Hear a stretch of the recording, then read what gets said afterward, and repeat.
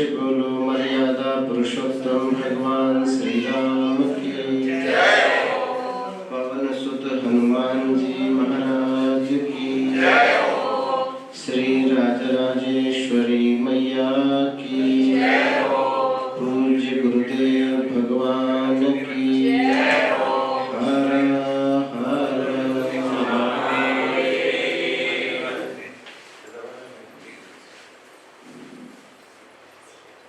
अपने फोनों को या तो बंद या फिर विधान।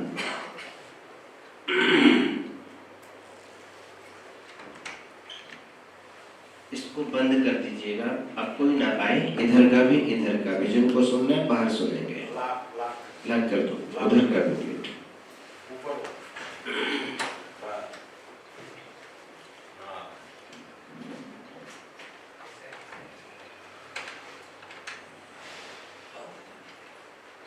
साधन और साध्य,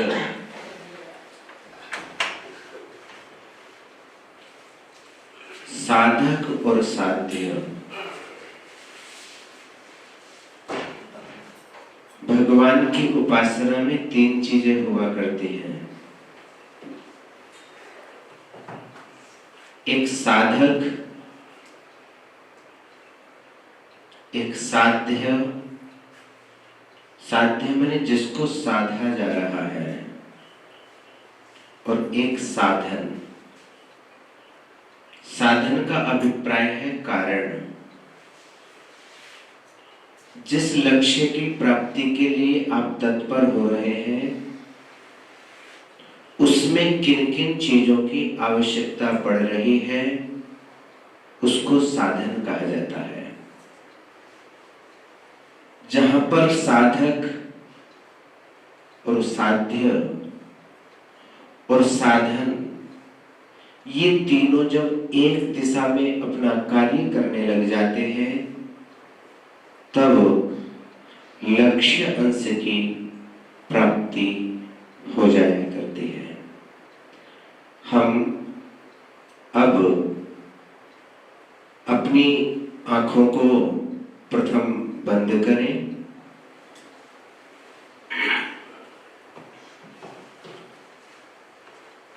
और ये जो हमने हाथ अपने पैरों पर रख रखे हैं, ये हाथ भी ऐसे होने चाहिए। इसको हमारे यहाँ पर मुद्रा शब्द के द्वारा व्यवहारित किया जाता है, व्यवहार किया जाता है। ये तर्जनी और ये अंगुष्ठ, ये तर्जनी और अंगुष्ठ की अंगुलाकृति आपको अपने जीवन में ज्ञान की प्राप्ति कराया करती है। शास्त्रों में इसीलिए मुद्रा का बहुत बड़ा विवेचन हमारे ऋषि और महर्षियों ने बतलाया है। आप लोग आंखों से हमको देखे नहीं, इन कर्ण रंध्रों के माध्यम से केवल सुने, और जैसा जैसा दिशा निर्देश होता चला जाए, वैसे वैसे हम लोग करते चले जाएं। हमने अपने हाथों को सीधा किया इस प्रकार से। आप हमारी मुद्रा को एक बार आंखें खोल करके देखें।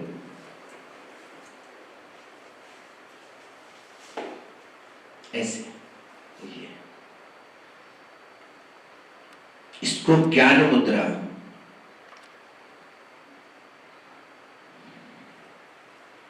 दूसरी मुद्रा है एक ज्ञान की ही मुद्रा, इस प्रकार की मुद्रा।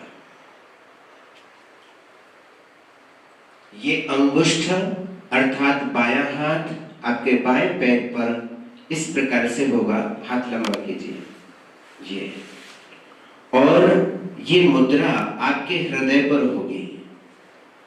यहां पर कोई माला आपके पास में होगी, और उस माला के द्वारा आप लोग भगवान का जप करेंगे, तो इसको भी ज्ञान मुद्रा शास्त्रों में बतलाया गया है।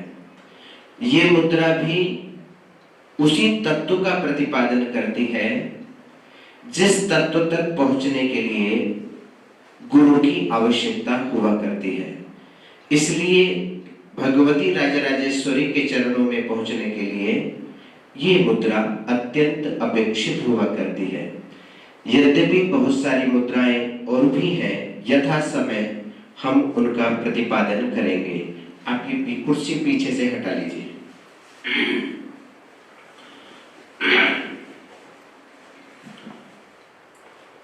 सम्यक शतम क्रतून कृत्वा यत् फलम समवाप्नुयात् राज्यम, ये दोनों कुर्सी और हटा दीजिए, तत्फलम समवाप्नोति कृत्वा श्रीचक्र दर्शनम। करोड़ों यज्ञ करने के उपरांत जिस फल की प्राप्ति हमारे यहाँ हुआ करती है, उसी फल की प्राप्ति भगवती राजराजेश्वरी त्रिपुर सुंदरी के दिव्य विग्रह से हुआ करती है। आप लोग सौभाग्यशाली हैं कि आप उस पराभट्टिका के स्वरूप का भी दर्शन कर रहे हैं और अभी बैठ करके उस तत्व तक पहुंचने की तैयारी भी कर रहे हैं। आप अपने हृदय में प्रणव मंत्र को छोड़ करके, प्रणव का अभिप्राय है ओम, इस महामंत्र को छोड़ करके ह्रीम, ये महामंत्र का उच्चारण आप अपने अंतःकरण में करेंगे। क्या बोलेंगे? ह्रीम। क्या बोलेंगे? ह्रीम। ये महामंत्र है। वस्तुतः जो प्रणव है वो हम लोगों के लिए है। जो ये महामंत्र है, बीज है, ये आप लोगों के लिए है। हम जब उपासना भगवती की करते हैं तो हमको उनसे कुछ अपेक्षा नहीं रहती है, परंतु साधक जन जिस समय भगवती की उपासना करते हैं तो गृहस्थोपयोगी सभी वस्तुओं की आकांक्षा रखते हैं।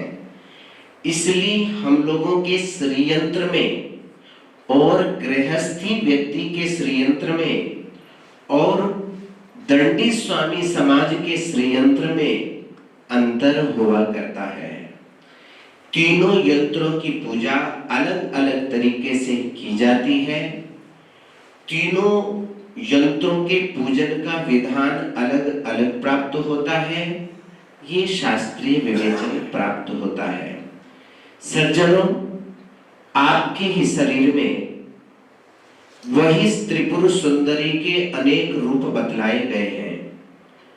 उन त्रिपुर सुंदरी के अनेक रूपों में आपने बहुत बार बहुत कुछ सुना होगा कि हम मेडिटेशन करते हैं, ध्यान लगाते हैं, परंतु वह ध्यान क्या है उस पर विचार विमर्श प्रस्तुत कर रहे हैं।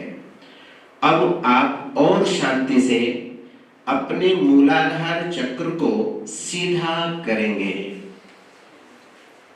कमर एकदम सीधी रखेंगे और हाथ ऐसा करेंगे।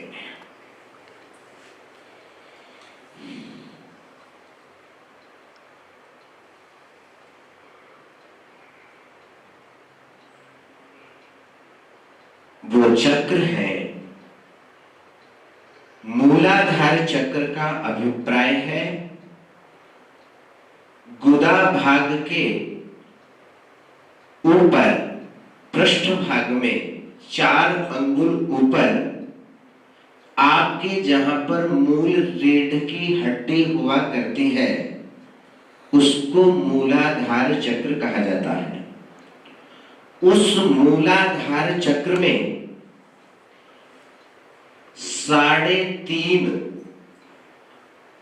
हाथ का एक मोटा सा सर्प कुंडलिनी आकृति में बैठा हुआ है, जिसने 3.5 घेरे लगा रखे हैं।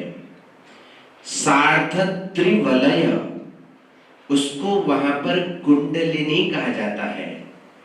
कुंडली माने जलेबी।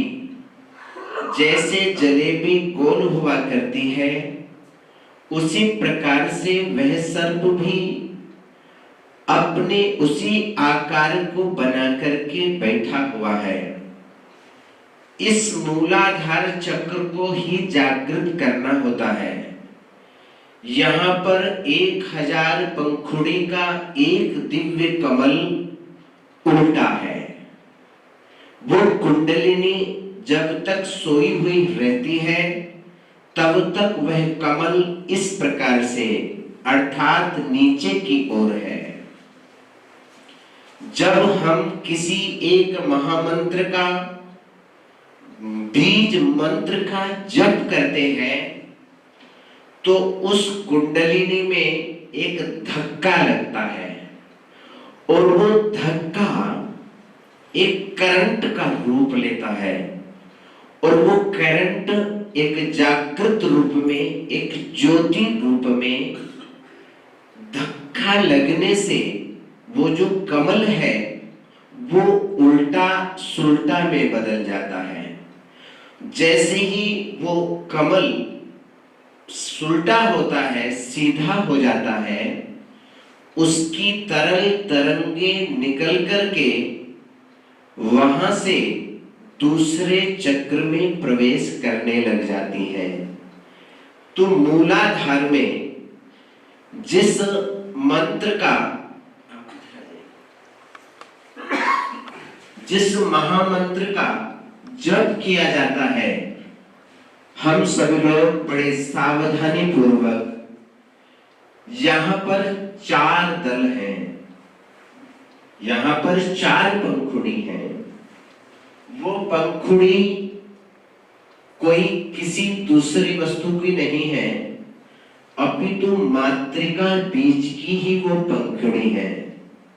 वो पंखुड़ी में वहां पर लाल उस स्थान की तरंगे हैं, लाल वर्ण है, और उसके अधिपति भगवान गणेश हैं। मूलाधार के स्वामी श्री गणेश भगवान हैं। वहां पर आप लोग श्री गणेश भगवान का ध्यान करें। मानसिक उपचार से गणेश भगवान को प्रणाम करते हुए, उनके दिव्य स्वरूप, उनकी दिव्य आकृति का आकलन करते हुए, गणेश भगवान का नाम स्मरण करते हुए मूल आधार चक्र में लम, हम सभी बोलेंगे लम।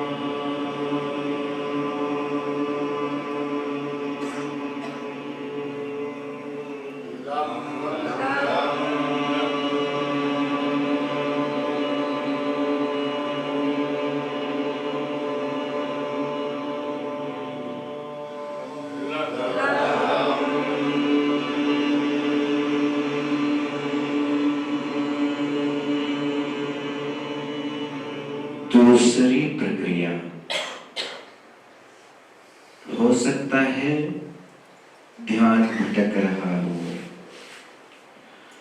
उस भटकन को निकालने के लिए इस ज्ञान मुद्रा को छोड़कर प्रारंभ की अवस्था में इन दोनों कानों को बंद करेंगे।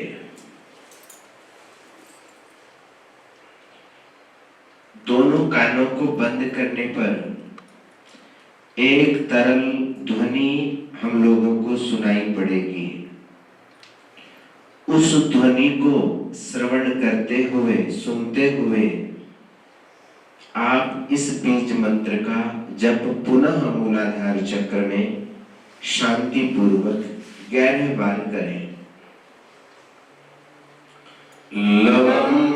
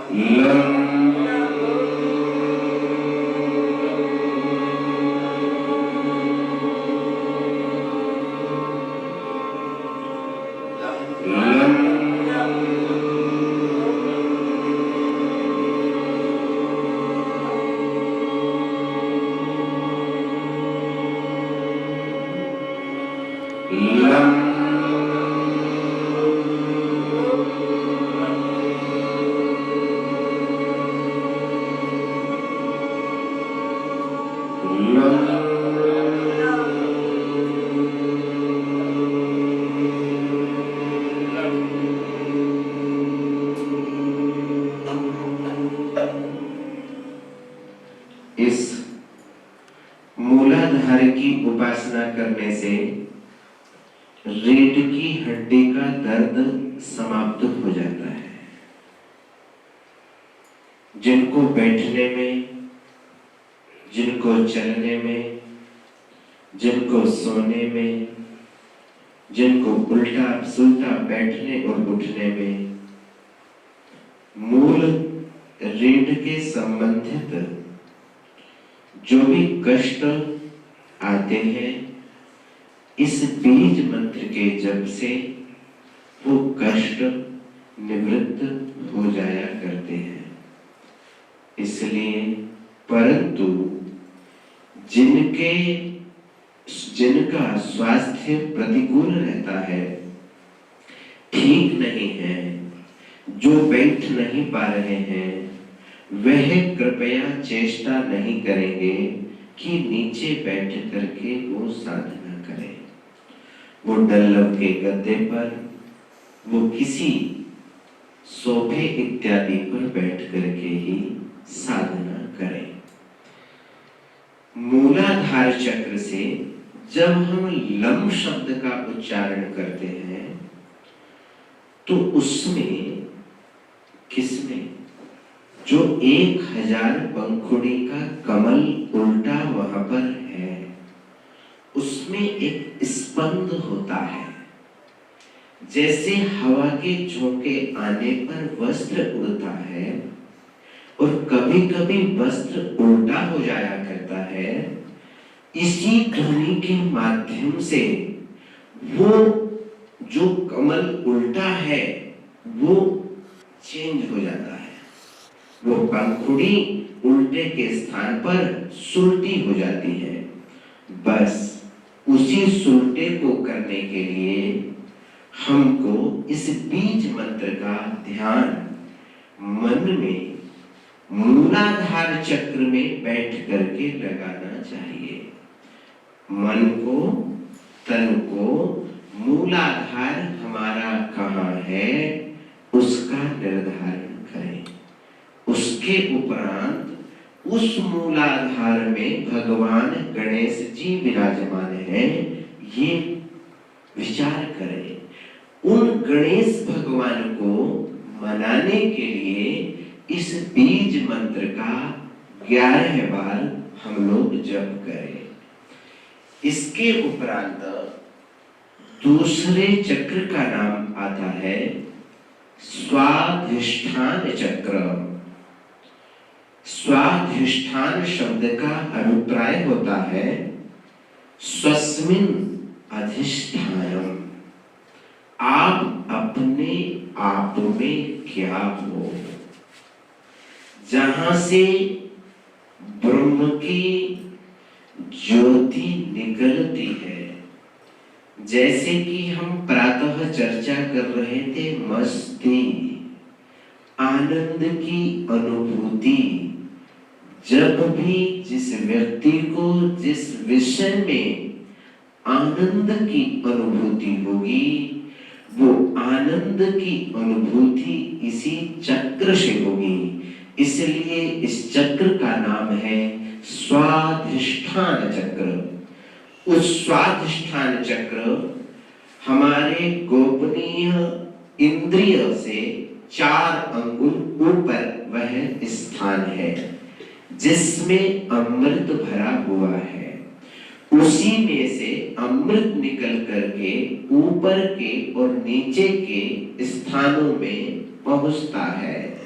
तो स्वाधिष्ठान दूसरा ध्यान आप लोग दूसरे चक्र में अर्थात स्वाधिष्ठान चक्र में जहां का वर्ण अर्थात रंग, वहां का नारंगी वहां का वर्ण है।